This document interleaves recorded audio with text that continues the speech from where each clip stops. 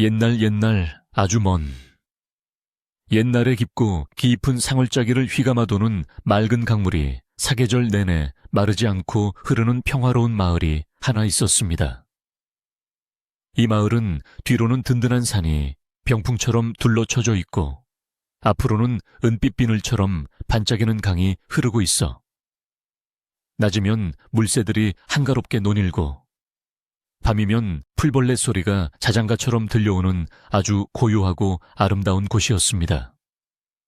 마을 사람들은 대부분 대대로 농사를 짓거나 강에서 물고기를 잡아 생계를 이어갔는데 인심이 후하고 서로 돕기를 좋아하여 밥 짓는 연기가 피어오를 때면 이웃집 숟가락 개수까지 훤히 알 정도로 정답게 살아가던 그런 마을이었습니다. 이 마을 강가 외딴 곳에는 다 쓰러져가는 작은 초가집 한 채가 있었는데 그곳에는 부모님을 일찍 여의고 홀로 살아가는 칠성이라는 젊은이가 살고 있었습니다. 칠성은 가진 것이라고는 낡은 지게 하나와 비바람을 겨우 피할 수 있는 오두막뿐이었지만 마음씨만큼은 비단결보다 곱고 맑은 청년이었습니다. 칠성은 비록 가난하여 끼니를 걸을 때가 많았지만 결코 남의 것을 탐하거나 부당한 이득을 취하려 하지 않았으며 오히려 자신보다 약한 생명들을 불쌍히 여기는 착한 심성을 가지고 있었습니다. 그는 강가에 살면서도 물고기를 잡아 파는 일은 차마 하지 못했는데 낚시 바늘에 걸려 파닥거리는 물고기의 눈을 보면 돌아가신 어머니의 슬픈 눈망울이 떠올라 도저히 목숨을 빼앗을 수 없었기 때문이었습니다. 대신 그는 매일 이른 새벽이면 낡은 지게를 지고 산으로 올라가 마른 나무를 주워 묶어서 읍내 장터에 내다 파는 것으로 근근히 입에 풀칠을 하며 살았습니다. 산을 오르내리는 일은 고되고 힘겨운 일이었으나 칠성은 땀을 뻘뻘 흘리면서도 산사의 소리를 벗삼아 묵묵히 자신의 일을 해나갔고 산길에 피어난 작은 들꽃 한 송이도 함부로 밟지 않으려 조심스레 발걸음을 옮기는 그런 사람이었습니다. 어느 해 늦가을 찬바람이 불기 시작하여 산과 들의 풀들이 누렇게 변해가고 나무집들이 하나둘씩 떨어져 앙상한 가지만 남을 무렵이었습니다. 칠성은 다가올 긴 겨울을 나기 위해서는 땔감도 더 많이 준비해야 하고 무엇보다 겨우내 먹을 양식을 조금이라도 마련해 두어야겠다고 생각했습니다. 그래서 그는 며칠 동안 밤잠을 줄여가며 산을 오르내려 평소보다 훨씬 많은 양의 나무를 해다가 마당 한쪽에 가득 쌓아두었습니다. 그 나무들을 다 지게에 짊어지고 장터로 향하는 날, 칠성의 마음은 그 어느 때보다 가볍고 희망에 차 있었는데 이 나무들을 다 팔면 쌀 한 가마니는 아니더라도 보리쌀 몇 말과 겨울을 날 두툼한 소못 한 벌 정도는 장만할 수 있을 것이라는 기대 때문이었습니다. 새벽 안개가 차에 걷히기도 전에 집을 나선 칠성은 묵직한 지게의 무게가 어깨를 짓눌렀지만 장터에서 돌아올 때 쌀자루를 메고 올 생각을 하니 절로 콧노래가 나왔습니다. 읍내 장터는 벌써 많은 사람들로 북적이고 있었는데 물건을 사고 파는 사람들의 외침과 흥정하는 소리로 왁자지껄하여 활기가 넘쳤습니다. 칠성은 나무시장 한 구석에 자리를 잡고 앉아 손님이 오기를 기다렸고 다행히 질 좋고 꼼꼼하게 묶은 그의 나무는 사람들에게 인기가 좋아 해가 중천에 뜨기도 전에 모두 팔려나갔습니다. 칠성은 나무를 판 돈을 엽전 꾸러미에 꿰 품속 깊이 소중하게 갈무리하고는 이제 쌀가게로 가서 줄인 배를 채워줄 양식을 살 생각에 부푼 마음으로 장터 거리를 걸었습니다. 장터에는 김이 모락모락 나는 국밥집이며 고소한 냄새를 풍기는 전집들이 즐비하여 칠성의 허기진 배를 더욱 요동치게 만들었지만 그는 꾹 참고 오로지 쌀가게를 향해 발걸음을 재촉했습니다. 그런데 쌀가게로 가는 길목에 있는 어물전을 지나칠 때 칠성의 눈길을 사로잡는 기이한 광경이 펼쳐졌습니다. 어물전 좌판 한가운데에 사람들이 웅성웅성 모여 있었는데 그 틈 사이로 언뜻 보기에도 예사롭지 않은 황금빛 광채가 번쩍이는 것이 보였습니다. 호기심이 인 칠성이 사람들 틈을 비집고 들어가 보니 커다란 나무 대야 안에 어른 팔뚝만 한 잉거 한 마리가 담겨 있었는데 그 잉거는 보통 잉거와는 달리 온몸이 눈부신 황금색 비늘로 뒤덮여 있었습니다. 햇빛을 받을 때마다 비늘은 찬란하게 빛났고 지느러미 끝에는 마치 붉은색 비단을 두른 듯한 영롱한 기운이 서려 있어 보는 이들의 감탄을 자아냈습니다. 구경꾼들은 세상에 저런 잉거는 난생 처음 보네, 용이 되려다만 이 무기가 아닐까 하며 수군거렸고 어떤 이는 저걸 고아 먹으면 만병통치약이 따로 없겠어 하며 입맛을 다시기도 했습니다. 생선 장수는 신이 나서 자, 이 천하의 명물을 단돈 단량에 드립니다 임금님. 수라상에나 오를 법한 귀한 놈입니다. 하고 목청을 높여 소리치고 있었습니다. 칠성은 그 황금 잉거를 가만히 들여다보았는데 묘하게도 잉거가 물속에서 가만히 있지 않고 칠성 쪽을 향해 머리를 돌리고는 뻐끔거리고 있는 것이 느껴졌습니다. 칠성이 조금 더 가까이 다가가 자세히 살펴보니 놀랍게도 잉거의 눈에서 굵은 눈물방울 같은 것이 맺혀 흐르는 듯했고 그 눈빛이 마치 사람의 눈처럼 깊고 슬퍼 보였습니다. 잉거는 지느러미를 힘없이 파닥이며 마치 칠성에게 살려달라고 애원하는 듯한 몸짓을 보였는데 그 모습이 너무나 처량하고 안타까워 칠성의 가슴 한 구석이 찌릿하게 저려왔습니다. 주변 사람들은 잉거의 신기한 생김새에만 감탄하거나 맛을 논하고 있었지만 칠성의 눈에는 그저 죽음을 앞두고 공포에 떨고 있는 가여운 생명으로만 보였습니다. 칠성은 품속에 넣어둔 엽전 꾸러미를 만지작거렸는데 그 돈은 긴 겨울을 나기 위해 꼭 필요한 쌀을 살 돈이었기에 선뜻 꺼내기가 망설여졌습니다. 하지만 잉거의 그 애절한 눈빛을 외면하고 돌아선다면 평생 후회할 것 같은 생각이 들었고 칠성의 마음속에서는 배고픔보다 측은지심이 더 크게 일렁이기 시작했습니다. 칠성은 잠시 눈을 감고 생각에 잠겼는데 내가 며칠 굶는 것은 참을 수 있지만 저 귀한 생명이 사람들의 입속으로 들어가 사라지는 것은 너무나 끔찍한 일이다 라는 생각이 들었습니다. 생선 장수가 칼을 들어 잉거를 손질하려는 신용을 하자 잉거는 필사적으로 몸부림을 쳤고 그 꼬리가 칠성의 옷자락에 튀어 물을 적셨습니다.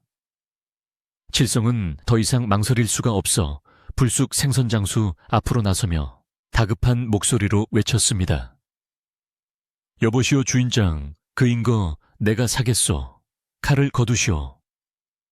주변 사람들은 칠성의 남루한 행색을 보고 비웃거나 의아해하며 웅성거렸습니다. 생선 장수는 칠성의 허름한 옷차림을 위아래로 훑어보더니 코웃음을 치며 말했습니다. 이복의 젊은이, 이 인권은 단량이나 하는 귀한 몸이야. 자네가 감당할 수 있겠나. 괜히 장사 방해하지 말고 저리 가게.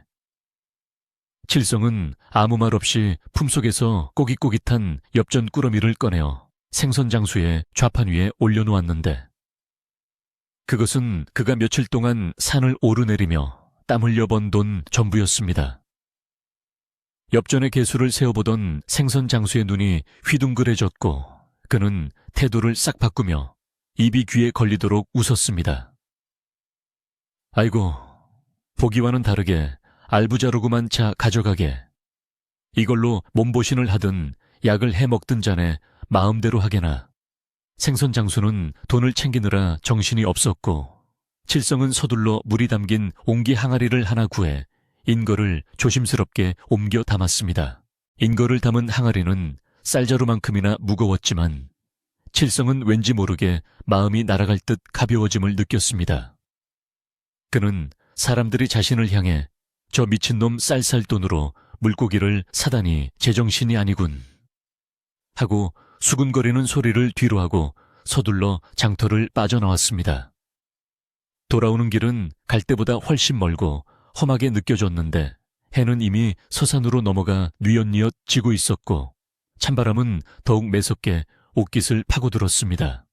그러나 칠성은 품에 안은 항아리 속의 인거가 혹시라도 물이 부족해 숨이 막힐까 걱정되어 쉴 새 없이 발걸음을 재촉했고 가끔씩 항아리를 들여다보며 조금만 참거라, 곧 넓은 강물로 보내줄 테니 하고 나지막이 속삭여 주었습니다.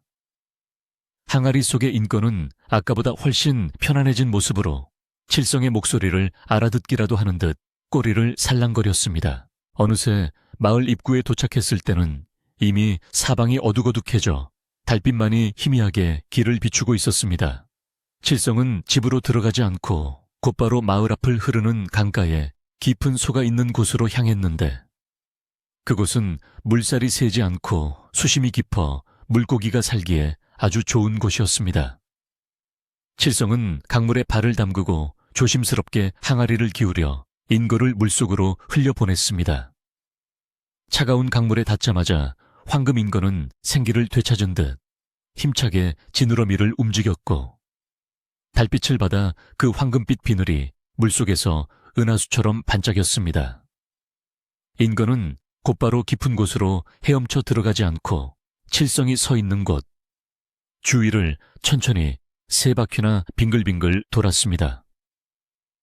마치 생명의 은인에게 고맙다는 인사를 하는 것처럼 보였는데 칠성은 그 모습을 보며 흐뭇한 미소를 지었습니다. 잘 가거라. 다시는 사람들에게 잡히지 말고 넓은 물에서 자유롭게 살거라. 칠성이 손을 흔들어 작별 인사를 건네자 인건은 물 위로 솟구쳐 오르며 칠성을 향해 마지막으로 머리를 한번 숙이는 듯 하더니 이내 깊고 푸른 물속으로 미끄러지듯 사라졌습니다. 인거가 사라진 자리에는 잔잔한 물결만이 동그라미를 그리며 퍼져나갔고 칠성은 인거가 보이지 않을 때까지 한참을 그 자리에 서서 강물을 바라보았습니다. 텅 빈 항아리를 들고 칠흑 같은 어둠 속을 걸어 집으로 돌아온 칠성은 냉기 가득한 방 안에 홀로 앉았습니다. 쌀독은 텅 비어 있었고 배에서는 꼬르륵 소리가 요란하게 났지만 이상하게도 배고픔보다는 가슴 벅찬 뿌듯함이 온몸을 감싸고 돌았습니다. 그날 밤 칠성은 맹물 한 사발로 줄인 배를 채우고 차가운 구들장에 몸을 뉘었습니다. 밖에서는 바람이 거세게 불어와 앙상한 나뭇가지들을 흔들고 문풍지가 덜컹거리는 소리가 들려왔지만 칠성의 마음은 평온하기 그지없었습니다. 그는 눈을 감고 아까 강물로 돌아가던 황금인거의 유유자적한 모습을 떠올리며 비록 내일 당장 먹을 끼니가 없더라도 오늘 한 생명을 살린 것이 100번, 1000번 잘한 일이라 스스로를 위로했습니다. 칠성은 낡은 이불을 머리까지 끌어덮으며 잠을 청했는데 꿈속에서라도 따뜻한 밥 한 그릇 먹을 수 있기를 바라며 깊은 잠 속으로 빠져들었습니다. 마을은 깊은 정막에 잠겼고 칠성의 오두막 위로 둥근 달이 떠올라 마치 그를 지켜주듯 은은한 빛을 비추고 있었습니다. 칠성이 깊은 잠에 빠져 있을 무렵 갑자기 밖에서 세찬 비바람이 몰아치기 시작했습니다. 나뭇가지가 꺾일듯이 휘어지고 강물이 무섭게 일렁이는 소리가 들려왔지만 고단한 하루를 보낸 칠성은 세상 모르고 잠들어 있었습니다. 그때 칠성의 오두막 문을 쿵쿵 두드리는 소리가 빗소리 사이로 희미하게 들려왔습니다. 처음에는 바람의 문이 흔들리는 소리인가 싶었지만 소리는 점점 더 커지고 다급해졌습니다. 이보시오 주인장 안에 누구 계시오? 누군가 애타게 부르는 목소리에 칠성은 무거운 눈꺼풀을 비비며 자리에서 일어났습니다. 이런 폭우가 쏟아지는 밤에 그것도 인가와 떨어진 외딴 자신의 집을 찾아올 사람이 누가 있을까 의아해하며 칠성은 호롱불을 켜들고 조심스럽게 방문을 열었습니다. 문을 열자마자 거센 비바람이 방 안으로 들이닥쳐 호롱불이 꺼질 듯 위태롭게 흔들렸습니다. 칠성은 한 손으로 불을 가리며 밖을 내다보았는데 어둠 속 빗줄기 사이로 한 젊은 선비가 비틀거리며 서 있는 것이 보였습니다. 그 선비는 갓은 어디론가 날아가 버리고 옷은 물에 빠진 생쥐꼴이 되어 흠뻑 젖어 있었는데 추위에 덜덜 떨며 창백한 얼굴로 칠성을 바라보고 있었습니다. 하지만 그 누추하고 처참한 몰골 속에서도 뿜어져 나오는 기품은 예사롭지 않아 보였고 특히나 빗물에 젖은 눈빛이 낮에 보았던 황금인거의 그것처럼 맑고 깊어 보였습니다. 칠성은 깜짝 놀라 얼른 선비를 부축하며 방 안으로 들어오게 했습니다. 아니, 이런 궂은 날씨에 어찌하여 이런 상월까지 오시게 되었습니까? 어서 들어오십시오. 칠성은 젖은 옷을 입고 떨고 있는 선비에게 자신의 마른 옷을 꺼내어 건네주었습니다. 비록 낡고 기운 자국이 있는 옷이었지만 칠성에게는 가장 깨끗한 옷이었습니다. 선비는 고맙다는 눈인사를 하고 옷을 갈아입었는데 칠성은 아궁이에 불을 지펴 방을 따뜻하게 두고 아껴두었던 고구마 몇 알을 꺼내어 구워주었습니다. 변변치 않지만 이거라도 드시고 몸을 녹이십시오. 선비는 아무 말 없이 따뜻한 고구마를 받아들고 천천히 먹기 시작했습니다. 칠성은 선비가 식사를 마칠 때까지 묵묵히 기다리며 그가 어디서 왔는지 무슨 사연이 있는지 꼬치꼬치 캐묻지 않았습니다. 그저 갈 곳 없는 나그네에게 쉴 곳을 내어주는 것이 도리라 생각했기 때문입니다. 선비는 허기를 채우고 몸이 좀 따뜻해지자 그제야 칠성을 향해 입을 열었습니다. 신세를 졌습니다. 길을 잃고 헤매던 채 이 집의 불빛을 보고 찾아왔습니다. 하룻밤만 묵어가게 해주신다면 그 은혜는 잊지 않겠습니다. 목소리는 부드럽고 낮았지만 그 안에는 거역할 수 없는 위엄이 서려 있었습니다. 칠성은 손사래를 치며 말했습니다. 누추한 곳이지만 비바람을 피하기에는 족할 것입니다. 편히 쉬십시오. 칠성은 선비에게 아랫목을 양보하고 자신은 윗목 쪽에 자리를 잡고 누웠습니다. 밖에서는 여전히 비바람이 거세게 몰아치고 있었지만 칠성의 마음은 낯선 손님을 맞이하여 긴장되면서도 왠지 모를 기대감에 설레었습니다. 이 폭풍우 치는 밤에 찾아온 기이한 손님. 과연 이 만남이 칠성의 앞날에 어떤 변화를 가져올지 아무도 알지 못했습니다. 다음 날 아침 비는 언제 왔냐는 듯 그치고 맑은 햇살이 오두막을 비추었습니다.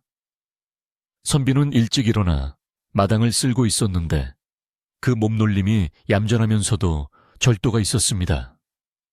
칠성이 일어나 나오자 선비는 정중하게 아침 인사를 건넸습니다. 간밤의 덕분에 잘 잤습니다. 제가 가진 것이 없어 당장 은혜를 갚을 길은 없으나 머무는 동안 집안일이라도 거들겠습니다. 칠성은 극구 사양했으나 선비의 고집을 꺾을 수는 없었습니다. 그렇게 선비는 칠성의 집에서 함께 지내게 되었는데 이상하게도 선비가 온 뒤로 칠성의 집에는 묘한 활기가 돌기 시작했습니다. 마당에 시들어가던 화초가 다시 생생하게 살아나고 다 쓰러져 가던 울타리가 저절로 단단해지는 듯한 느낌이 들었습니다. 하지만 마을 사람들의 눈을 피할 수는 없었으니 얼마 지나지 않아 칠성의 집에 낯선 남자가 살고 있다는 소문이 바람을 타고 마을 전체로 퍼져나가기 시작했습니다. 비바람이 거치고 맑은 해가 뜬 뒤 칠성의 오두막에는 기이한 평화가 찾아왔지만 그 평화는 오래가지 않아 마을 사람들 입에 오르내리는 이야깃거리가 되기 시작했습니다. 칠성은 낯선 선비를 집안 깊숙이 머물게 하며 정성껏 보살폈는데 선비는 칠성의 만류에도 불구하고 집안의 자질구레한 일들을 돕겠다고 나섰습니다. 신기하게도 선비가 손을 대는 곳마다 묵은 때가 벗겨지고 윤기가 흐르는 듯 했는데 비바람에 찢어졌던 창호지는 어느새 말끔하게 붙어 있었고 마당 한 구석에 쌓여있던 지저분한 건불들도 깨끗하게 정리되어 있었습니다. 칠성은 선비가 도수를 부리는 것인지 아니면 남들이 보지 않을 때 잽싸게 움직이는 것인지 알 수 없었으나 그가 머문 뒤로 집안의 훈훈한 기운이 감도는 것은 분명히 느낄 수 있었습니다. 선비는 말수가 적었지만 가끔 칠성을 바라보는 눈빛에는 깊은 감사가 담겨 있었고 칠성 또한 그에게서 왠지 모를 형제 같은 정을 느끼며 의지하게 되었습니다. 그러나 발 없는 말이 천리를 간다고 했듯이 산골 마을의 정막을 깨고 칠성의 집에 대한 소문은 걷잡을 수 없이 퍼져나갔습니다. 마을 안악들이 빨래터에 모여 앉아 방망이질을 하며 수군거리기 시작했는데 개똥네 어머니가 먼저 입을 열었습니다. 그거 들었나? 강가 외딴집 칠성이네. 집에 웬 훤칠한 사내가 들어와 산다더군. 내가 어제 나물 캐러 가다 슬쩍 봤는데 옷은 남루해도 얼굴에서 광채가 나는 게 보통 사람이 아니야. 그러자 옆에 있던 순이네 할머니가 맞장구를 쳤습니다. 아니, 그 가난한 칠성이가 무슨 재주로 식객을 들였대. 제 입 하나 풀칠하기도 바쁜 처지에 말이야. 혹시 그 사내가 도망자 신세라 돈이라도 듬뿍 쥐어준 게 아닐까. 사람들의 상상은 꼬리에 꼬리를 물고 이어져 나중에는 그 선비가 나라의 역적이거나 혹은 큰 부잣집에서 쫓겨난 탕가일 것이라는 헛소문까지 돌게 되었습니다. 이러한 소문은 곧 마을의 유지이자 욕심 많기로 소문난 마 영감의 귀에도 들어가게 되었습니다. 마 영감은 마을의 기름진 농과 밭을 대부분 소유하고 있으면서도 만족을 모르고 가난한 소작농들의 고효를 짜내어 자신의 곳간을 채우는데 혈안이 된 사람이었습니다. 그는 배가 남산만하게 튀어나오고 눈은 뱀처럼 가늘고 교활하게 생긴 노인이었는데 심술이 덕지덕지 붙은 얼굴로 하인에게 물었습니다. 뭐라, 그 찢어지게 가난한 칠성이 놈집에 귀티나는 선비가 숨어들었다고 그놈이 쌀 한 톨 없는 주제에 무슨 수로 사람을 먹여 살린단 말이냐. 마 영감은 곰방대를 탁탁 털며 의심스러운 눈초리를 번득였습니다. 그의 머릿속에는 즉시 돈 냄새가 풍기기 시작했는데 그 낯선 사내가 분명 값나가는 물건을 지니고 있을 것이라 확신했습니다. 마 영감은 칠성이 장터에서 나무를 팔아봤자 엽전 몇 푼 쥐지 못한다는 것을 누구보다 잘 알고 있었습니다. 그런 칠성이 낯선 일을 거두었다는 것은 그 낯선 이가 칠성에게 금전적인 이득을 주었거나 아니면 칠성이 그와 짜고 무슨 꿍꿍이를 꾸미고 있는 것이 분명하다고 여겼습니다. 마 영감은 평소에도 자신에게 굽신거리지 않고 꼿꼿하게 구는 칠성이 눈엣가시였는데 이번 기회에 칠성의 코를 납작하게 만들고 그 집에 숨겨진 보물이 있다면 모조리 빼앗아야겠다고 다짐했습니다. 그는 당장 하인 하나를 시켜 칠성의 집을 염탐하게 했습니다. 가서 그 사내가 어떻게 생겼는지, 칠성이가 밥은 뭘 해먹이는지 낱낱이 알아오너라. 만약 수상한 낌새가 보이면 바로 관에 고발할 테니 말이다. 마 영감의 명령을 받은 하인은 쏜살같이 강가 오두막으로 달려갔습니다. 하인이 칠성의 집 울타리 너머로 몰래 안을 들여다보니 마침 칠성과 선비가 마루에 앉아 점심을 먹고 있었습니다. 밥상 위에는 변변한 반찬 하나 없이 거친 보리밥과 된장국 한 그릇뿐이었지만 두 사람은 마치 진수성찬을 대하듯 평온하고 맛있게 식사를 하고 있었습니다. 선비는 낡은 벗을 입고 있었으나 허리를 곧게 펴고 수저를 드는 모습이 마치 왕궁의 귀족처럼 우아하여 숨어서 지켜보던 하인조차 저도 모르게 숨을 죽이고 바라보게 되었습니다. 그때 선비가 갑자기 고개를 돌려 하인이 숨어있는 울타리 쪽을 정확히 응시했는데 그 서늘하고 맑은 눈빛에 놀란 하인은 엉덩방아를 찌우며 뒤로 나자빠지고 말았습니다. 하인은 혼비백산하여 마 영감에게 달려가 보고했습니다. 마님, 그 사내 눈빛이 예사롭지 않습니다. 마치 사람 속을 훤히 꿰뚫어 보는 것 같았습니다요. 하인의 보고를 들은 마 영감은 오히려 더욱 호기심이 발동하여 견딜 수가 없었습니다. 이런 멍청한 놈 눈빛이 무섭다고 도망쳐 내 직접 가서 그놈의 정체를 밝혀내리라. 마 영감은 비단 두루마기를 걸쳐 입고 거드름을 피우며 부채를 손에 쥐고는 하인들을 대동하여 칠성의 집으로 향했습니다. 마을 사람들은 마 영감이 칠성의 집으로 간다는 소식을 듣고는 무슨 사단이 날까 싶어 하나둘씩 뒤를 따랐습니다. 칠성의 집 마당에 들이닥친 마 영감은 다짜고짜 소리를 질렀습니다. 이놈 칠성아 썩 나오지 못할까? 내 놈이 관아에 허락도 없이 정체 모를 외지인을 집에 숨겨두고 있다니. 이게 무슨 짓이냐. 고요하던 칠성의 집은 순식간에 난장판이 되었고 칠성은 놀란 얼굴로 방문을 열고 나왔습니다. 칠성은 당황했지만 최대한 예의를 갖추어 마 영감에게 인사했습니다. 어르신, 어찌하여 이리 노여워하십니까? 이분은 지나가던 길에 비를 피해 잠시 머무는 손님일 뿐입니다. 해를 끼칠 뿐이 아니니 노여움을 거두어 주십시오. 그러나 마 영감은 칠성의 말을 콧등으로도 듣지 않고 칠성을 밀치며 방문 쪽으로 성큼성큼 다가갔습니다. 지나가던 손님, 흙내놈이 쌀독비어. 굽는 주제에 손님 대접이라니 지나가던 개가 웃겠다. 분명 저놈이 도둑질을 했거나 내 놈이 작물을 숨겨주고 있는 개지. 마 영감은 닫힌 방문을 발로 걷어차며 위세를 떨었습니다. 그때 방문이 스르르 열리며 선비가 천천히 밖으로 걸어 나왔습니다. 선비의 얼굴은 창백했지만 침착했고 소란스러운 와중에도 전혀 동요하지 않는 모습이었습니다. 선비가 마루 끝에 서서 마 영감을 내려다보자 마 영감은 순간적으로 말문이 막히고 뒷걸음질을 쳤습니다. 선비에게서는 형언할 수 없는 서늘한 기운이 뿜어져 나왔는데 마치 깊은 물속에 들어온 듯한 착각을 불러일으켰습니다. 선비는 낮지만 또렷한 목소리로 말했습니다. 어르신, 남의 집에 함부로 들어와 행패를 부리는 것은 도리에 어긋나는 일입니다.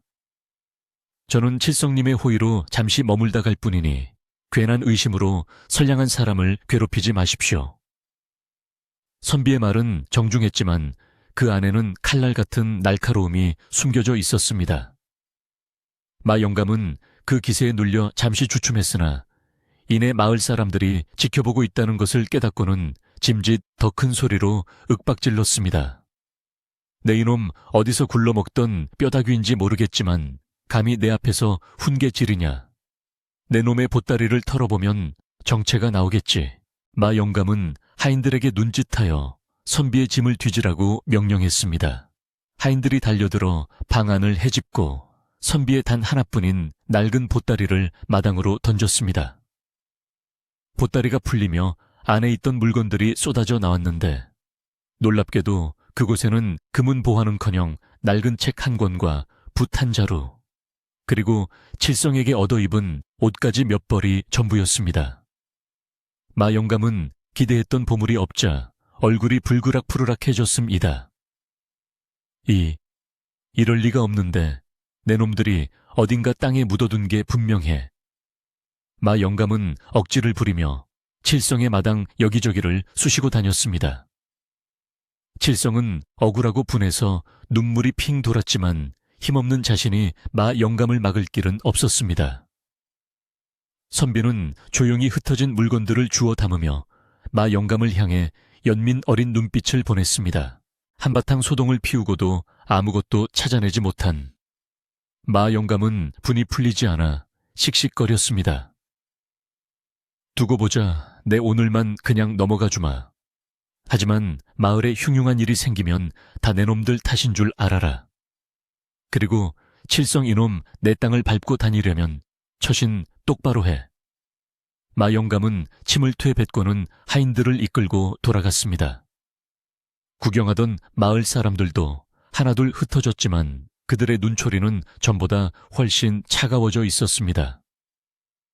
사람들은 마 영감의 억지에는 혀를 찼지만 동시에 칠성의 집에 있는 선비가 마을의 분란을 일으킨 원인이라 생각하며 수군거렸습니다.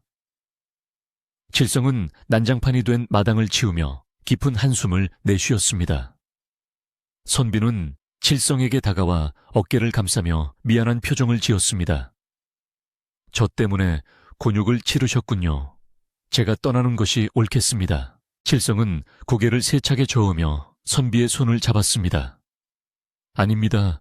저 영감은 원래 심술이 고약한 사람입니다. 선비님 탓이 아니에요. 갈 곳도 없으신데 어딜 가시렵니까? 제가 지켜드릴 테니 걱정 말고 계십시오. 칠성은 선비를 안심시켰지만 마음 한구석에는 불안한 먹구름이 드리워졌습니다. 마 영감이 한번 앙심을 품으면 무슨 짓을 저지를지 모르는 사람이었기 때문입니다.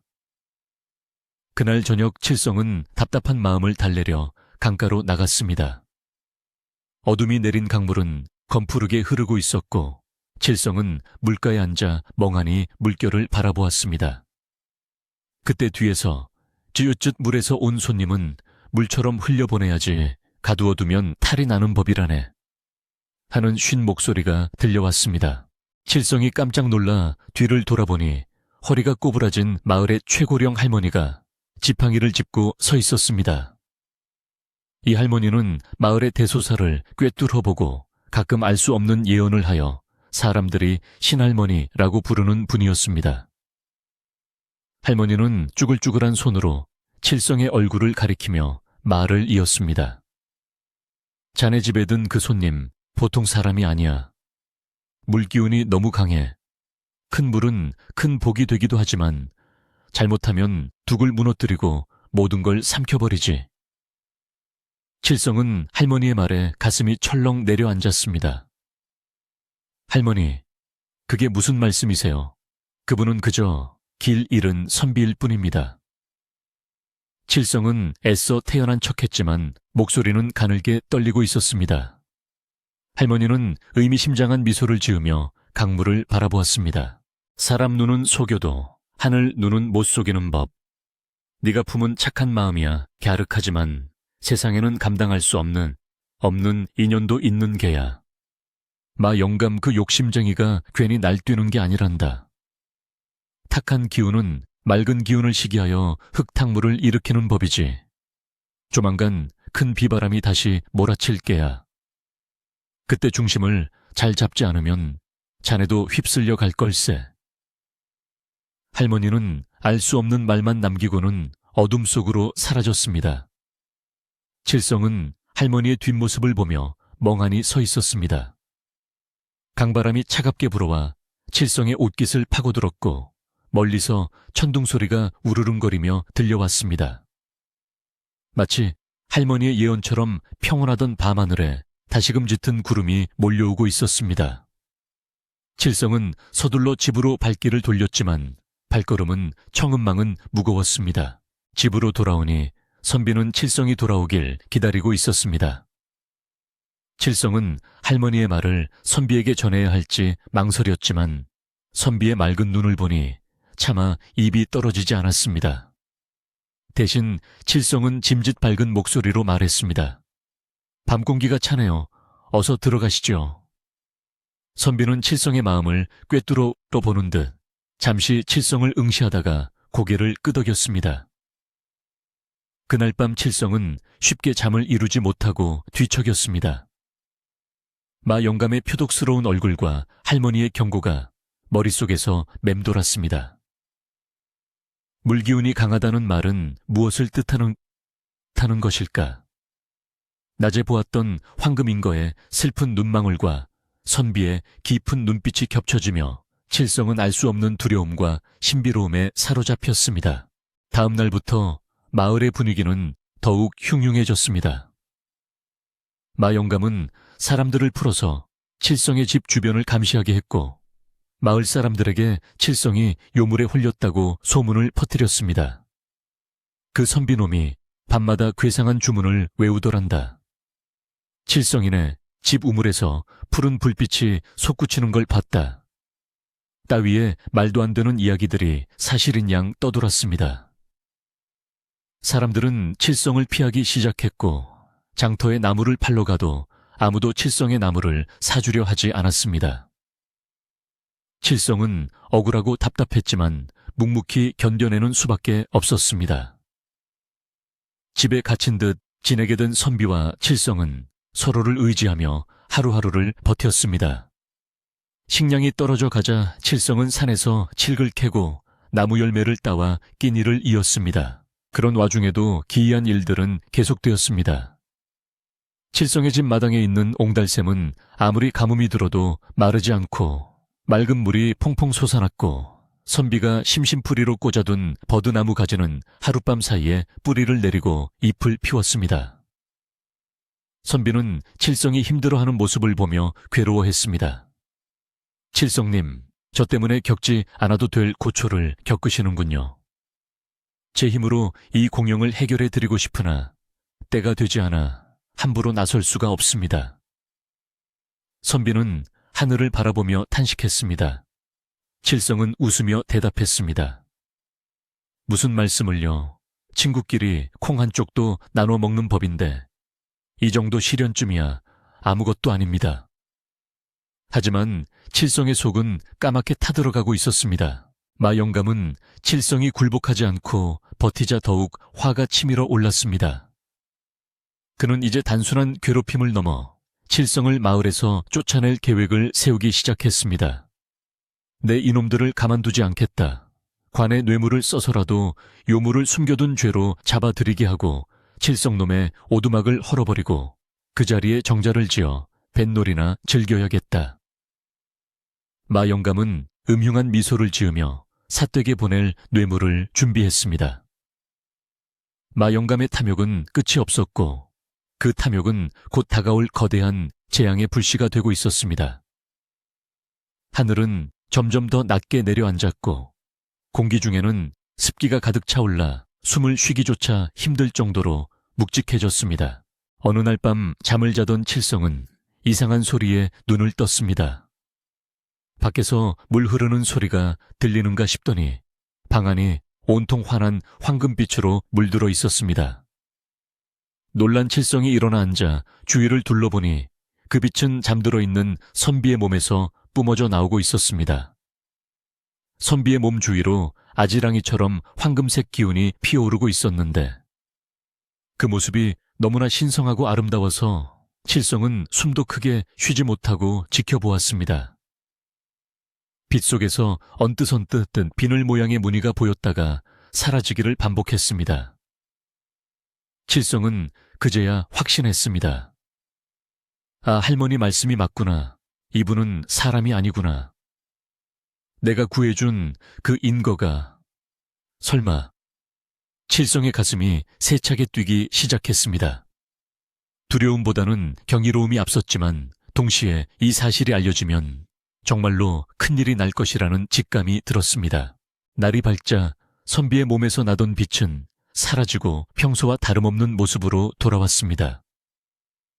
칠성은 밤에 본 것을 입 밖으로 내지 않았지만 선비를 대하는 태도가 더욱 조심스러워졌습니다. 선비 또한 칠성이 무언가를 보았다는 것을 눈치챈 듯했지만 아무런 말도 하지 않았습니다. 다만 선비의 표정은 전보다 훨씬 비장해 보였고 마치 다가올 폭풍을 준비하는 장수처럼 결의에 차 있었습니다.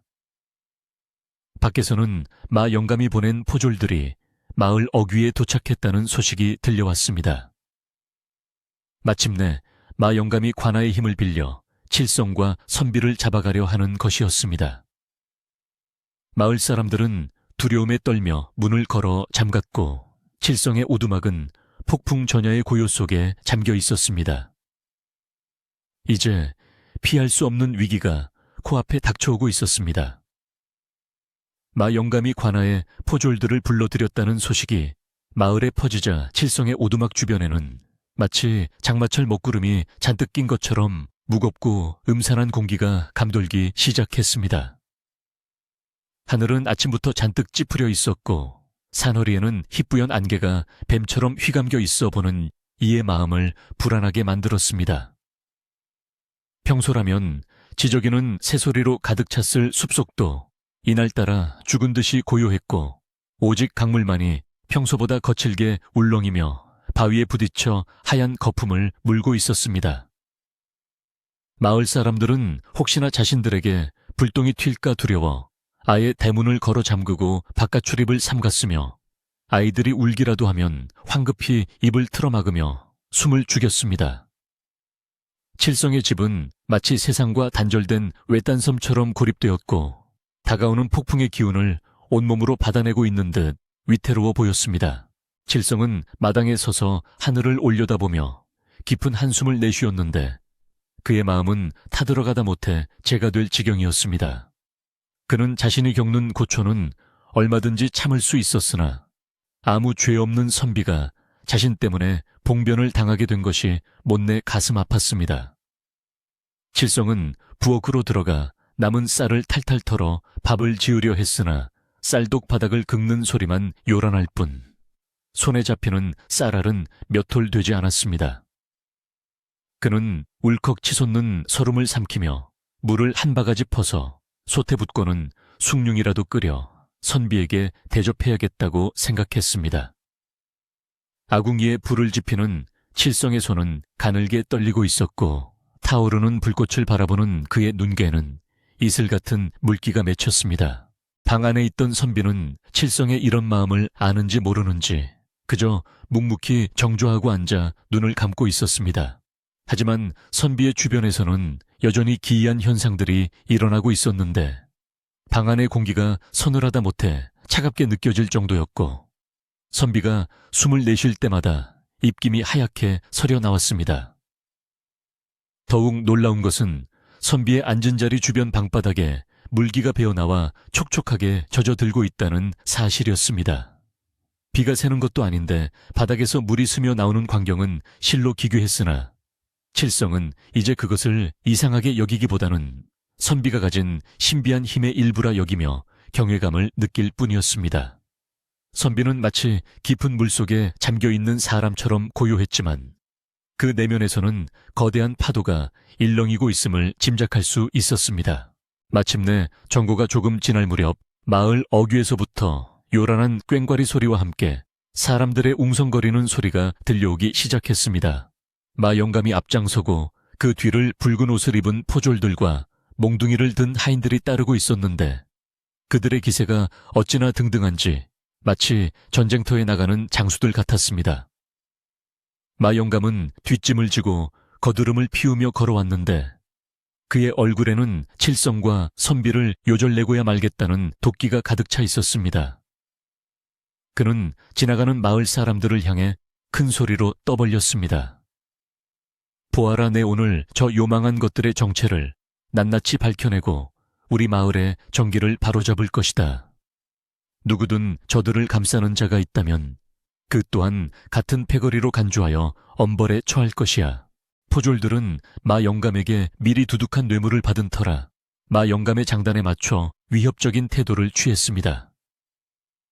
포졸 대장은 허리에 찬 육모 방망이를 만지작거리며 험상궂은 표정으로 주위를 둘러보았고 하인들은 칠성의 집을 때려 부술 기세로 몽둥이를 휘두르며 흙먼지를 일으켰습니다.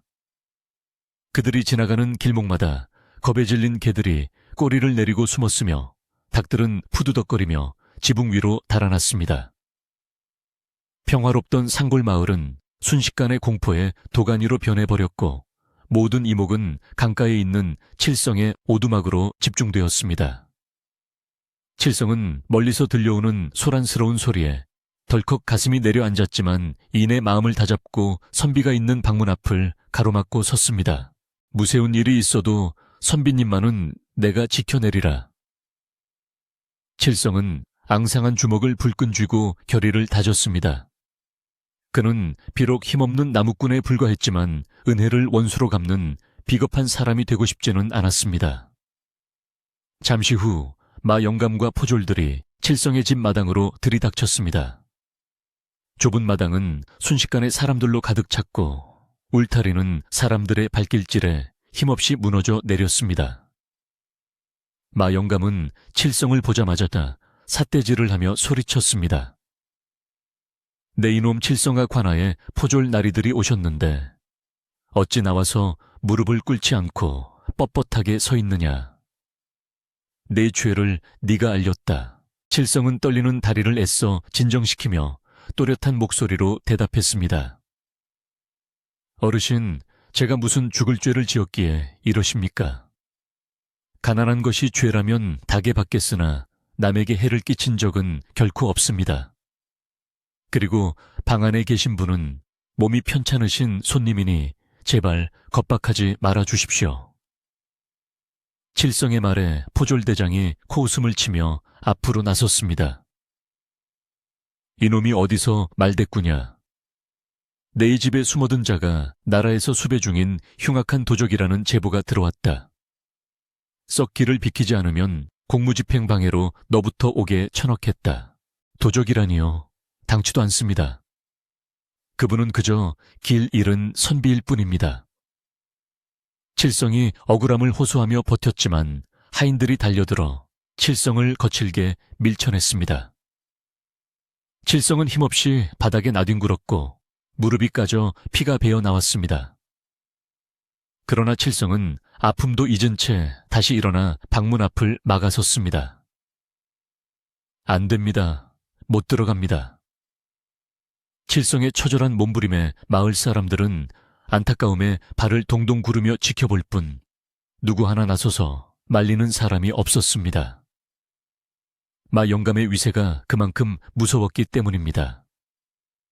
마 영감은 칠성의 끈질긴 저항에 짜증이 난 듯 하인들에게 소리쳤습니다. 저놈을 끌어내서 멍석말이라도 해라. 감히 내 앞에서 버티다니. 하인들이 칠성의 팔다리를 잡고 끌어내려 하자 칠성은 비명을 지르며 문고리를 부여잡았습니다. 그때였습니다. 굳게 닫혀있던 방문이 끼익 하는 소리와 함께 천천히 열리기 시작했습니다. 소란스럽던 마당은 일순간 찬물을 끼얹은 듯 조용해졌습니다. 문이 활짝 열리자 그 안에서 선비가 천천히 걸어 나왔습니다. 그런데 선비의 모습은 며칠 전과는 확연히 달라져 있었습니다. 그의 옷은 여전히 남루했지만 온몸에서 뿜어져 나오는 기운은 감히 범접할 수 없을 만큼 거대하고 위엄이 넘쳤습니다. 선비의 눈동자는 마치 깊은 밤하늘의 별처럼 혹은 깊은 바다의 심연처럼 지푸른 빛을 띠고 있었고 그의 피부는 백옥처럼 하얗게 빛나고 있었습니다. 선비가 마루 끝에 서자 갑자기 맑았던 하늘의 먹구름이 소용돌이치며 몰려들기 시작했습니다. 방금 전까지만 해도 잠잠하던 바람이 거세게 불어와 마 영감의 갓을 날려버리고 마당에 서 있던 사람들의 옷자락을 사정없이 휘날렸습니다. 마른 하늘에 날벼락이 치듯 우르릉 쾅쾅 하는 천둥소리가 산천을 뒤흔들었고 사람들은 공포에 질려 비명을 지르며 머리를 감싸 쥐었습니다. 선비는 아무런 동요 없이 마 영감과 포졸들을 내려다보며 낮지만 천지를 울리는 듯한 목소리로 말했습니다. 인간의 탐욕이 하늘을 찌르고 무지함이 땅을 덮는구나. 내 조용히 떠나려 했거늘 너희가 스스로 화를 자초하는도다. 선비의 목소리는 사람의 목소리가 아니었습니다. 그것은 마치 거대한 폭포수가 떨어지는 소리 같기도 하고 용이 우는 소리 같기도 하여 듣는 이들의 가슴을 서늘하게 만들었습니다. 마 영감은 다리가 후들거려 제대로 서 있을 수조차 없었지만 억지로 허세를 부리며 소리쳤습니다. 이 요물 내놈이 드디어 본색을 드러내는구나. 여봐라. 저놈을 당장 포박해라. 저놈이 바로 요술을 부려 세상을 어지럽히는 요괴다. 그러나 포졸들은 선비의 기세에 눌려 한 발자국도 움직이지 못하고 서로 눈치만 볼 뿐이었습니다. 포졸 대장조차 식은땀을 흘리며 뒷걸음질 치고 있었습니다. 그때 선비가 천천히 마당으로 내려섰습니다. 선비의 발이 땅에 닿는 순간 마른 땅에서 갑자기 물기가 솟아오르더니 순식간에 마당이 질퍽하게 변해버렸습니다. 칠성의 집 마당 한 구석에 있던 말라비틀어진 우물에서는 맑은 물이 콸콸 넘쳐 흘러나와 마당을 적시기 시작했습니다. 사람들은 발밑에서 차오르는 물을 보고 기겁하여 소리를 질렀습니다. 물이 차오른다. 마 영감은 진흙탕에 미끄러져 엉덩방아를 찧었고 그의 비단옷은 흙탕물 범벅이 되어 볼품없이 구겨졌습니다. 선비는 물 위를 걷는 듯 가벼운 발걸음으로 마 영감 앞으로 다가갔습니다. 내 이놈 재물이 많으면 마음을 베풀 줄 알아야 하거늘 오히려 가난한 이를 핍박하고 죄 없는 자를 모함하니 내 죄가 실로 무겁다. 선비의 눈에서 푸른 안광이 뿜어져 나오자 마 영감은 공포에 질려 입만 뻐끔거릴 뿐 아무 말도 하지 못했습니다. 칠성은 멍하니 그 광경을 바라보다가 문득 선비의 정체를 완전히 깨닫게 되었습니다. 저분은 사람이 아니다. 내가 장터에서 구해준 그 황금인거가 정말로 윤광님의 아드님이셨구나. 칠성의 가슴은 터질 듯 벅차올랐고 동시에 두려움이 밀려왔습니다.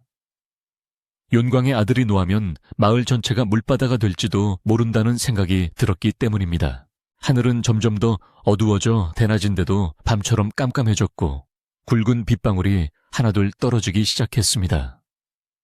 빗방울은 마치 돌멩이처럼 무겁게 땅을 때렸고 강물은 무섭게 불어나 둑을 넘실거렸습니다. 마을 사람들은 홍수가 난다, 산신령님이 노하셨다 하며 아수라장이 되어 도망치기 시작했습니다. 그러나 마 영감과 포졸들은 보이지 않는 힘에 묶인 듯 제자리에서 꼼짝도 할 수 없었습니다. 선비는 하늘을 향해 손을 뻗었는데 그러자 구름 사이로 거대한 용의 형상이 언뜻 비치며 번개가 내리꽂혔습니다. 번개는 마 영감의 바로 앞 땅을 강타했고 그 충격으로 마 영감은 기절할 듯이 몸을 떨며 바짝 엎드렸습니다. 살려주십시오. 제발 살려만 주십시오. 마 영감은 체면도 잊은 채 진흙탕에 머리를 쳐박고 빌기 시작했습니다. 포졸들도 무기를 버리고 납작 엎드려 살려달라고 애원했습니다. 선비는 차가운 눈으로 그들을 내려다보며 말했습니다. 너희들의 더러운 욕심이 이 맑은 마을을 더럽혔다. 내 오늘 그 죄를 물어 큰 물로 쓸어버릴 수도 있으나 나를 구해준 은인의 정성을 보아 기회를 주겠노라. 선비가 칠성을 돌아보자 그의 눈빛은 순식간에 부드럽게 변했습니다. 칠성은 엉겁결에 무릎을 꿇고 머리를 조아렸습니다. 선비님, 아니 윤광님, 부디 노여움을 거두시고 이 불쌍한 사람들을 용서해 주십시오. 저들이 비록 어리석고 탐욕스러우나 죽을 죄를 지은 것은 아닐 것입니다. 칠성은 눈물을 흘리며 간청했습니다. 선비는 칠성의 착한 마음에 감동한 듯 고개를 끄덕였습니다. 칠성님, 일어나십시오. 당신의 그 고운 마음씨가 아니었다면 이들은 오늘 살아남지 못했을 것입니다. 선비는 다시 마 영감 쪽으로 고개를 돌렸습니다. 그리고 엄엄한 목소리로 호통을 쳤습니다. 듣거라, 내 본시동에 윤광의 태자로서 잠시 인간 세상의 애군을 막고자 인거의 몸을 빌려왔던 것이다. 하마터면 너희 같은 무지한 인간들의 손에 목숨을 잃을 뻔했으나 여기 있는 칠성의 덕으로 살아나게 되었다. 그런데 너희는 은혜를 갚기는커녕 오히려 해하려 들었으니 그 죄를 어찌 씻을 것이냐. 윤광의 태자라는 말에 마 영감과 사람들은 소스라치게 놀라 입을 다물지 못했습니다. 그저 전설 속에서나 듣던 존재가 눈앞에 서 있으니 그들의 공포는 극에 달했습니다. 마 영감은 자신이 무슨 짓을 저질렀는지 뼈저리게 후회했으나 이미 엎질러진 물이었습니다. 선비의 몸에서 뿜어져 나오는 황금빛 기운이 점점 강해지더니 이제는 눈을 뜰 수 없을 정도로 찬란하게 빛났습니다. 그 빛은 어둠을 몰아내고 칠성의 오두막 주변을 대낮처럼 환하게 비추었습니다. 빗줄기는 더욱 거세져 마치 하늘이 뚫린 듯 쏟아져 내렸지만 신기하게도 칠성과 선비가 서 있는 곳만은 비가 피해 내렸습니다. 이제 모든 진실이 드러났습니다. 칠성이 구해준 인권은 단순한 물고기가 아니었고 칠성이 보살핀 선비는 평범한 나그네가 아니었습니다. 마을 사람들도 멀리서 이 기이한 광경을 지켜보며 두려움과 경외심에 사로잡혀 무릎을 꿇었습니다. 칠성의 진심과 선비의 위험이 만나 마을을 뒤덮고 있던 거짓과 탐욕의 그림자를 걷어내고 있었습니다. 그러나 아직 모든 것이 끝난 것은 아니었습니다. 선비는 이제 인간 세상에서의 마지막 할 일을 남겨두고 있었고 그것은 바로 잘못된 것을 바로잡고 칠성에게 합당한 복을 내려주는 것이었습니다. 폭우 속에서 빛나는 선비의 모습은 마치 세상의 모든 더러움을 씻어내려는 정화의 신처럼 보였습니다. 칠성은 숨을 죽이고 선비의 다음 행동을 기다렸습니다. 칠성의 오두막 마당에 내리꽂히던 천둥과 번개가 멈추고 윤광의 아들이라는 정체를 드러낸 선비의 위엄설인 호통만이 빗소리를 뚫고 메아리 쳤습니다. 흙탕물에 얼굴을 쳐박고 벌벌 떨고 있는 마 영감과 포졸들은 감히 고개를 들 생각조차 하지 못했는데 그들의 등 위로는 차가운 빗줄기가 쏟아지고 있었지만 뼛속까지 스며드는 공포는 그보다 더 차갑고 날카로웠습니다. 선비는 마치 죄인을 심판하는 판관처럼 엄숙한 표정으로 그들을 내려다보고 있었고 그의 몸에서 뿜어져 나오는 황금빛 기운은 빗방울을 튕겨내며 신성한 막을 형성하고 있었습니다. 칠성은 그 곁에서 숨을 죽인 채 평소 얌전하고 조용하기만 했던 선비가 보여주는 압도적인 힘에 경외감을 느끼며 이 상황이 어떻게 마무리될지 지켜보고 있었습니다. 선비는 진흙탕에 엎드려 살려달라고 비는 마 영감을 향해 다시 한번 쩌렁쩌렁한 목소리로 꾸짖었습니다. 너는 마을의 어른으로서 배고픈 이웃을 살피고 덕을 베풀어야 마땅하거늘 어찌하여 곡간의 곡식을 썩히면서도 가난한 이들의 고혈을 짜내려 했느냐. 내 욕심은 강물을 막아 썩게 하는 둑과 같아서 결국 터져버리면 너 자신뿐만 아니라 온 마을을 삼키게 될 것이다. 선비의 말 한마디 한마디는 비수처럼 마 영감의 가슴에 꽂혔고 그는 자신의 지난날의 과오가 주마등처럼 스쳐 지나가는 것을 느꼈습니다. 마 영감은 눈물 콧물을 흘리며 땅바닥을 기어 선비의 발치로 다가가려 했으나 보이지 않는 기운에 가로막혀 더 이상 나아갈 수 없었습니다. 잘못했습니다. 죽을 죄를 지었습니다. 윤광님, 제발 목숨만은 살려주십시오. 제 전 재산을 다 내놓아서라도 죄를 씻겠습니다. 마 영감의 애원 섞인 비명에 선비는 차가운 눈빛을 거두지 않고 단호하게 말했습니다. 재물은 있다가도 없고 없다가도 있는 것. 네가 진정으로 뉘우친다면 그 재물을 내게 바칠 것이 아니라 지금껏 네가 괴롭혔던 마을 사람들에게 돌려주어라. 당장 곡간 문을 활짝 열어 굶주리는 이들이 없게 하고 억울하게 빼앗은 땅 문서를 모두 주인에게 돌려주어라. 만약 네가 이 약속을 어긴다면 내 다시 돌아와 동해의 푸른 물을 끌어다 내 집터조차 남기지 않고 쓸어버릴 것이다. 선비의 서슬퍼런 경고에 마 영감은 머리를 찌으며 맹세했습니다. 예, 분부대로 하겠습니다. 당장 시행하겠습니다. 제발 노여움만 거두어 주십시오. 그 옆에 있던 포졸들과 하인들도 덩달아 엎드려 저희는 그저 시키는 대로 했을 뿐입니다. 살려만 주십시오 하며 빌었습니다. 선비는 그제야 굳게 담은 입술을 풀고 한숨을 내쉬며 칠성을 바라보았습니다. 칠성님, 저들의 죄를 용서해 주시겠습니까? 이들은 당신을 모함하고 해치려 했던 자들입니다. 모든 결정권을 칠성에게 넘기는 선비의 배려에 칠성은 잠시 당황했지만 곧 마음을 가다듬고 마 영감을 바라보았습니다.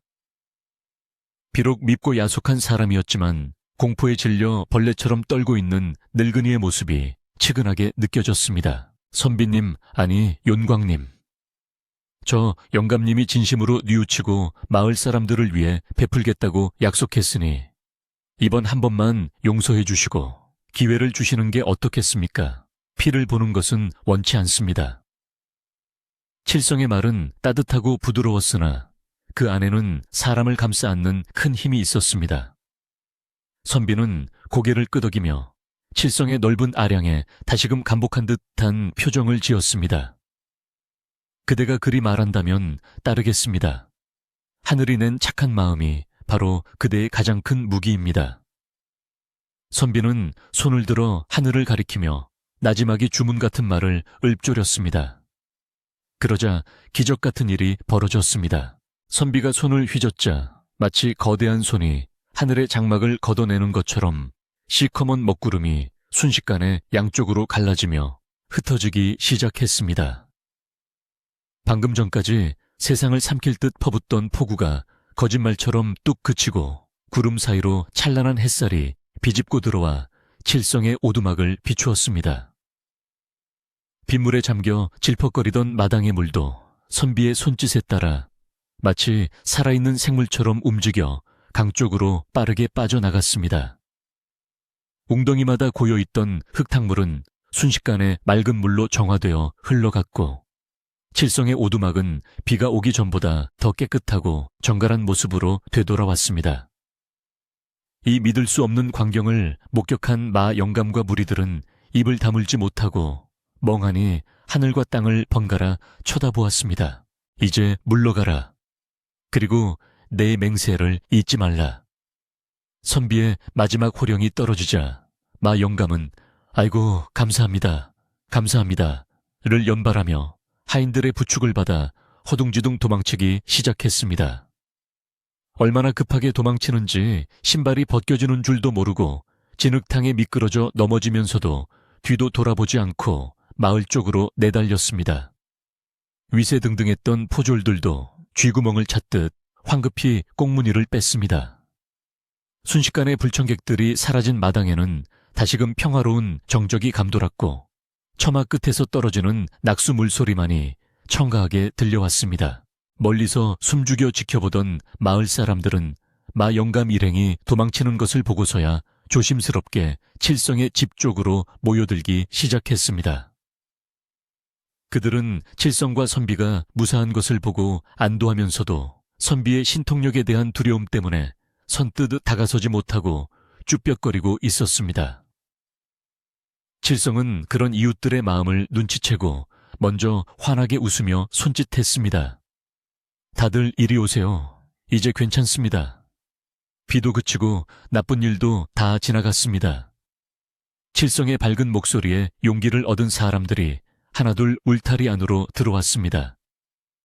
그들의 얼굴에는 칠성에 대한 미안함과 선비에 대한 호기심이 뒤섞여 있었습니다. 가장 먼저 나선 것은 옆집 순인의 할머니였습니다. 할머니는 칠성의 손을 꼭 잡으며 눈시울을 붉혔습니다. 아이고 칠성아, 내가 미안하다. 네가 그리 고생을 하는데도 마 영감이 무서워서 모른 척했구나. 이 늙은이가 죄가 많다.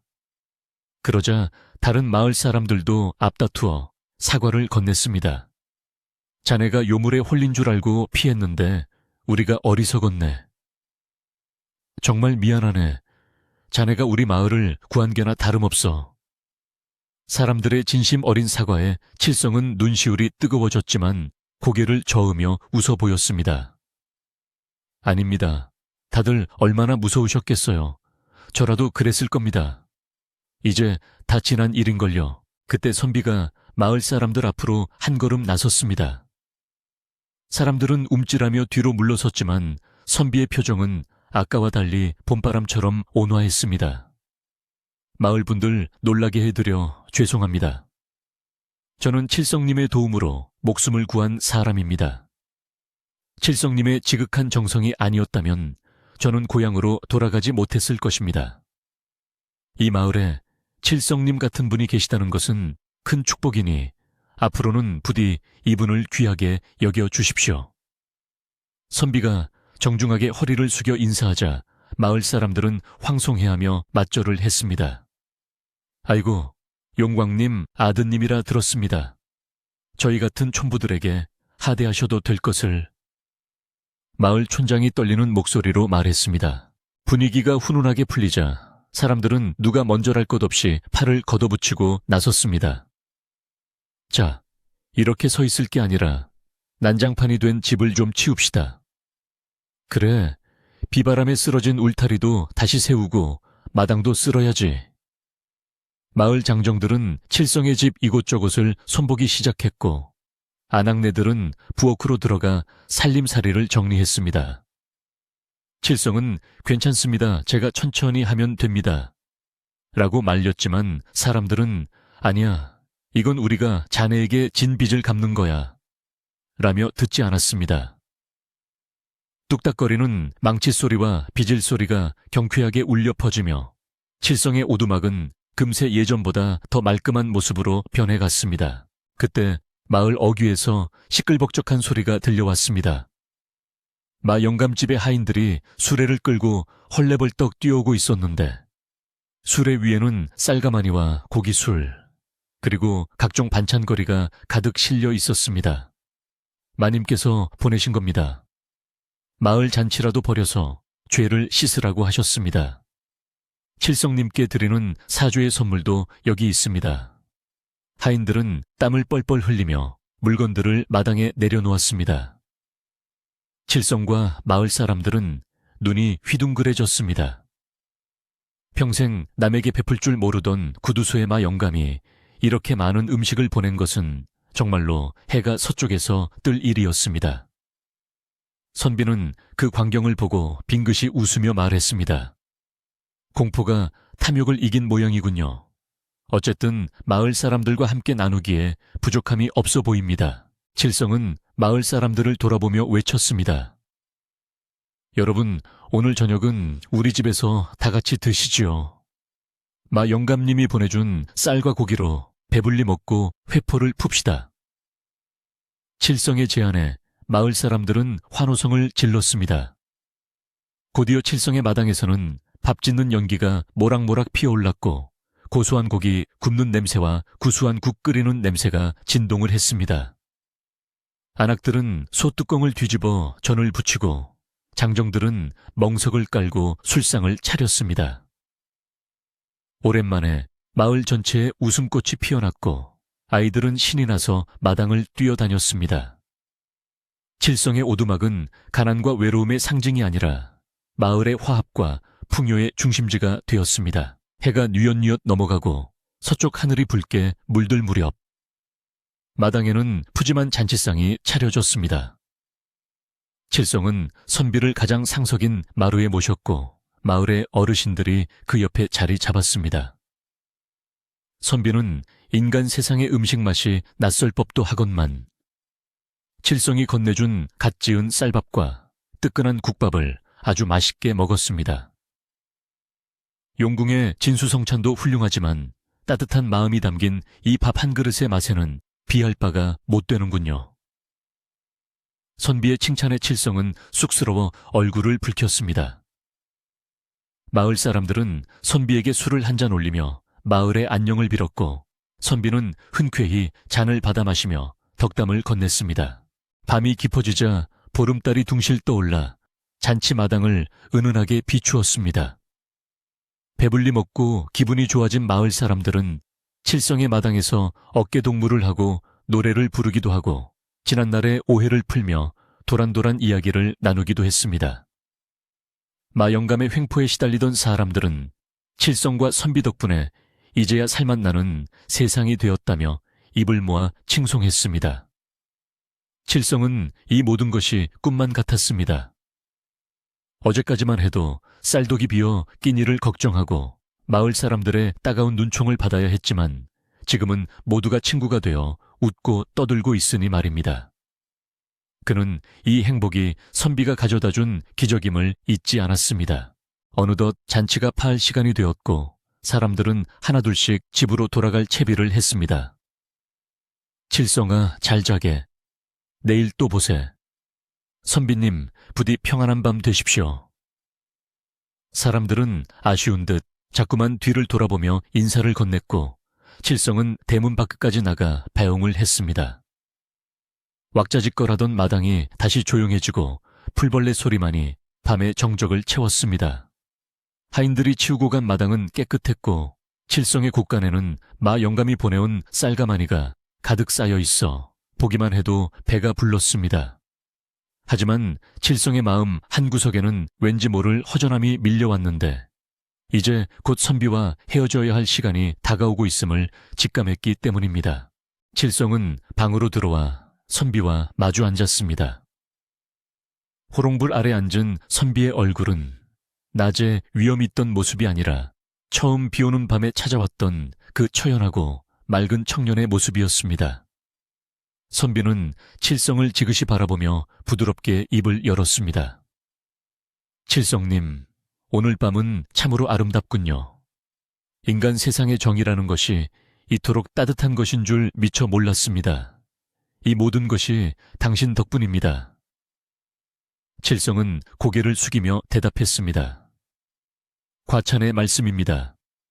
제가 한 일이라곤 그저 배고픈 인거를 강에 놓아주고 비 맞는 나그네에게 방 한 칸 내어준 것뿐입니다. 오히려 제가 선비님 덕분에 평생 잊지 못할 호강을 누렸습니다. 선비는 미소를 지으며 품속에서 무언가를 꺼내려다 잠시 멈칫했습니다. 그리고 창밖의 달을 바라보며 말했습니다.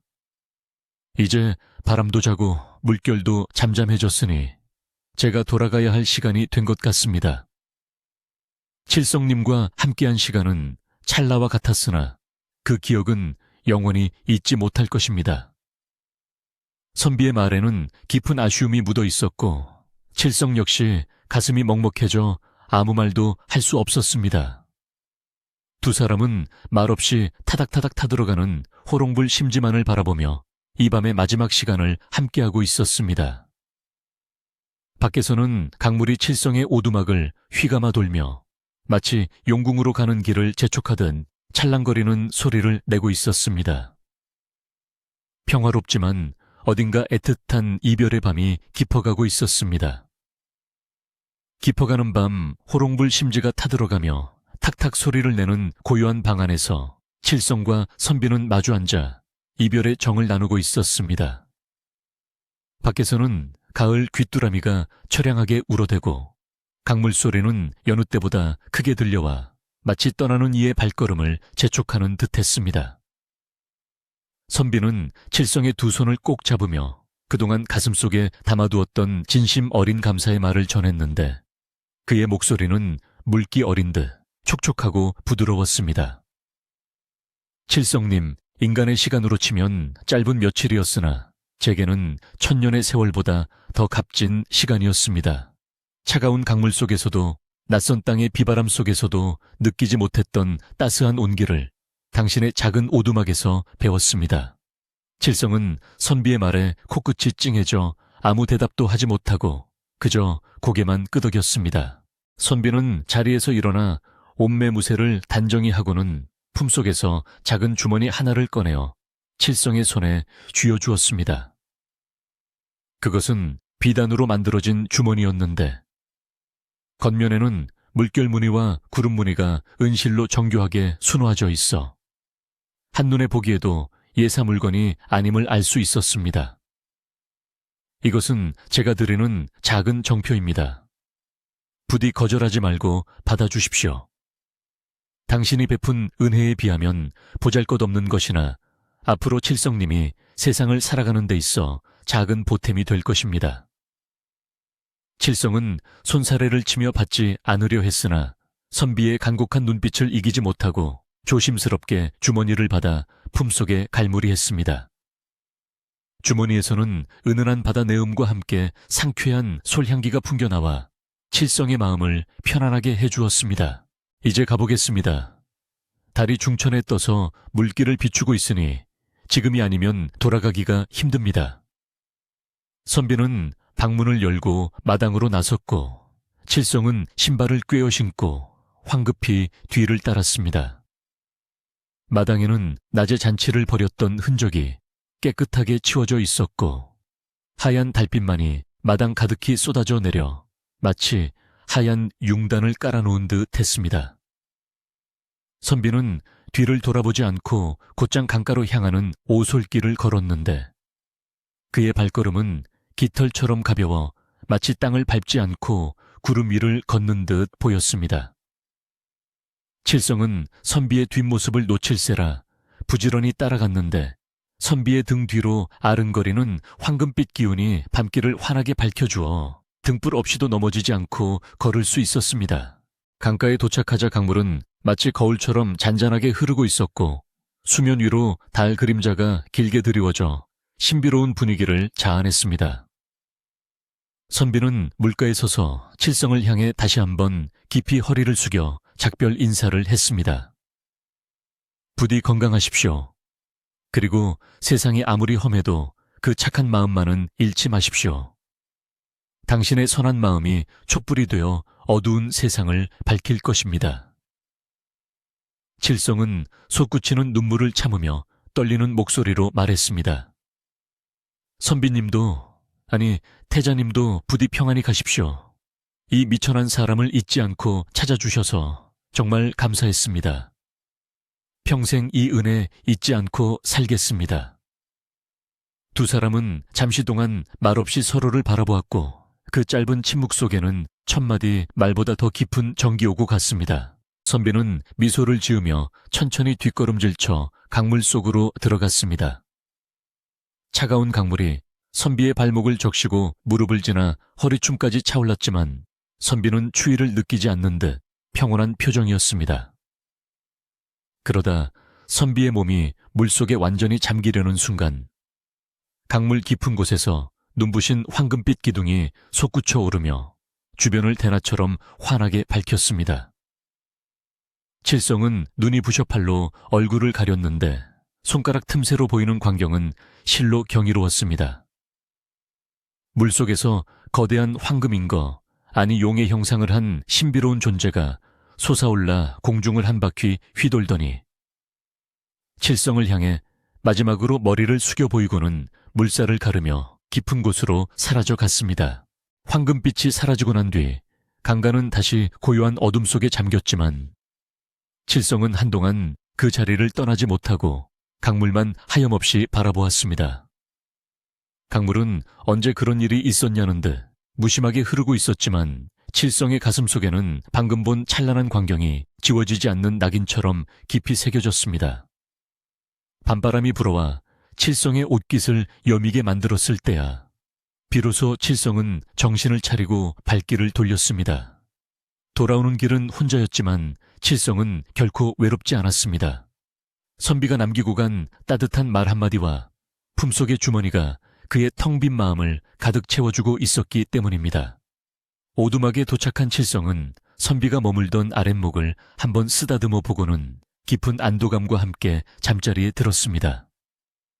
그날 밤 칠성은 황금 인거를 타고 하늘을 나는 꿈을 꾸었습니다. 다음 날 아침 칠성은 늦잠을 자고 일어났는데 햇살이 문틈으로 들어와 방 안을 따뜻하게 비추고 있었습니다. 그는 습관처럼 부엌으로 나가 물을 마시려다가 깜짝 놀라 주저앉고 말았습니다. 어제 잔치를 하느라 바닥을 드러냈던 쌀독이 뚜껑이 들썩거릴 정도로 하얀 쌀로 가득 차 있었기 때문입니다.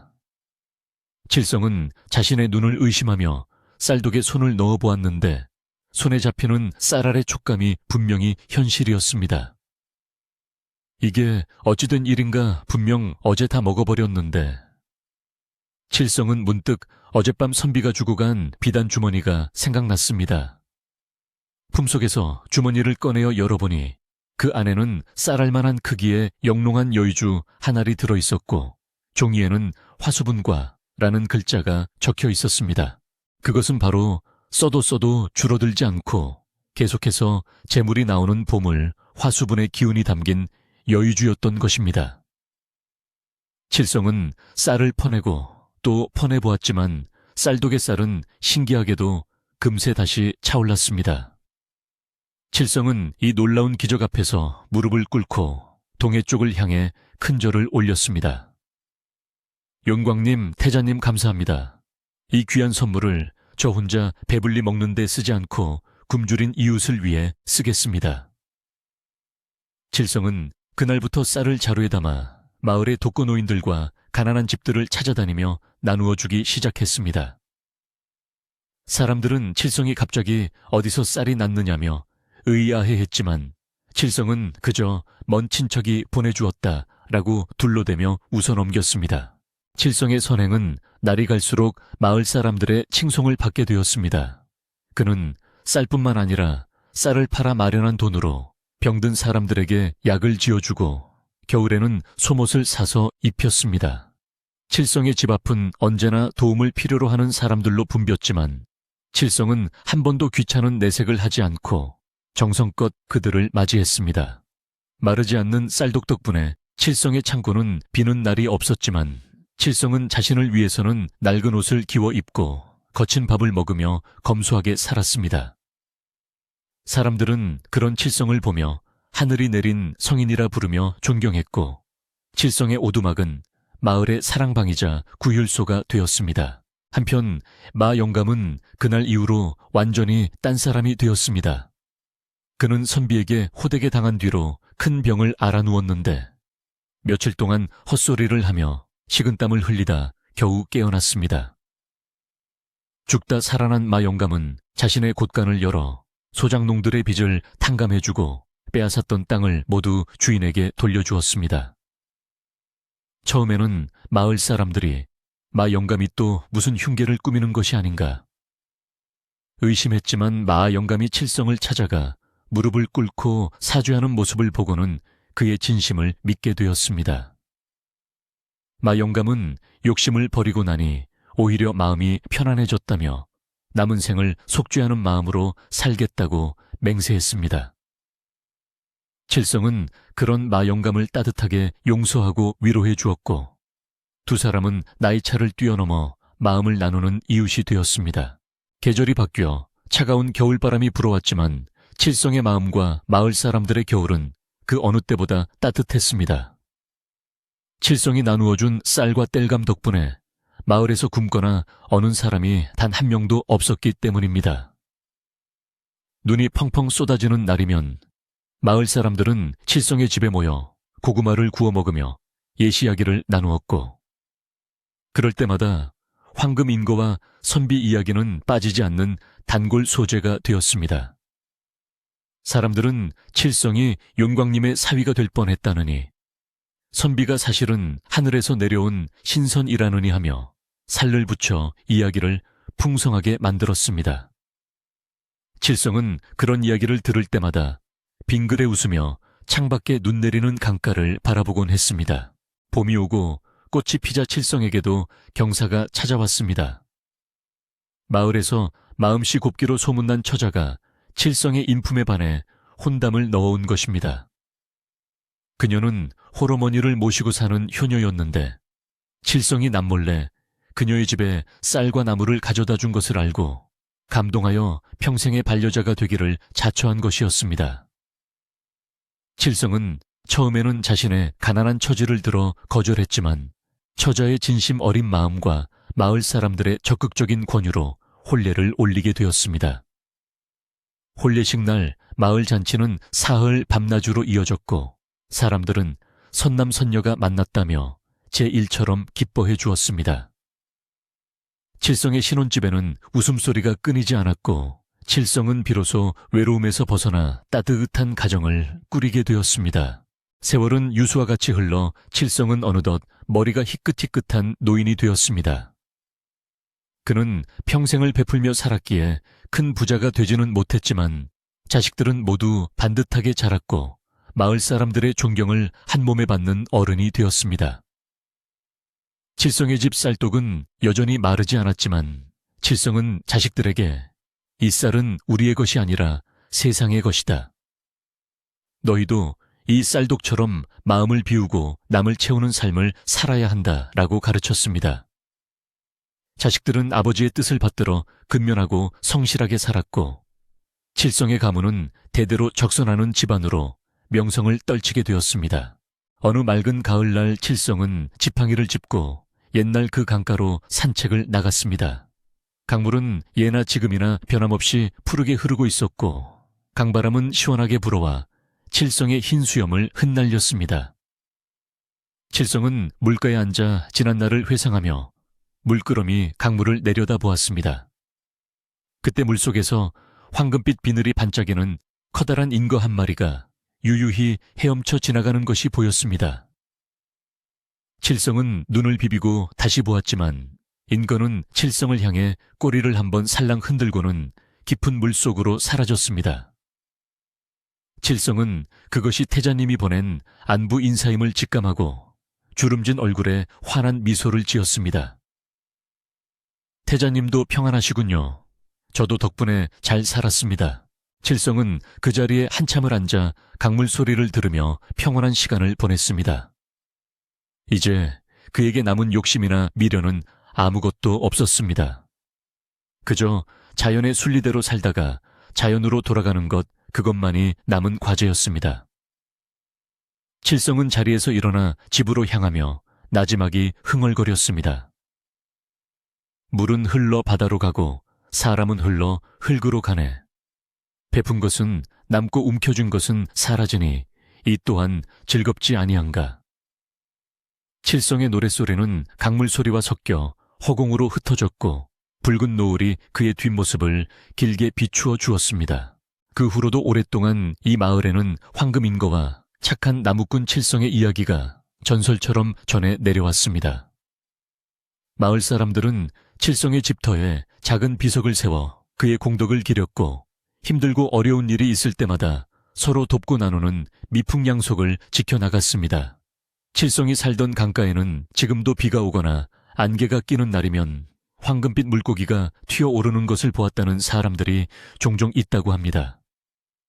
사람들은 그 물고기가 마을을 지켜주는 수호신이라 믿으며 강물을 맑게 보존하고 생명을 소중히 여기는 마음을 잊지 않고 살아가고 있답니다. 오늘 밤 창밖을 스치는 바람 소리에 귀를 기울여 보세요. 어쩌면 그 바람 속에 칠성의 따뜻한 마음과 황금인거에 신비로운 이야기가 실려 있을지도 모릅니다.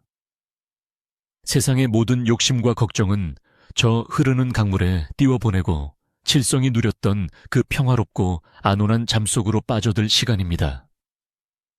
착한 마음을 가진 당신에게도 언젠가 황금인거 같은 귀한 인연이 찾아올 것을 믿으며 오늘 밤은 부디 좋은 꿈 꾸시길 바랍니다. 옛 이야기는 여기서 끝이 나고 밤은 깊어만 갑니다.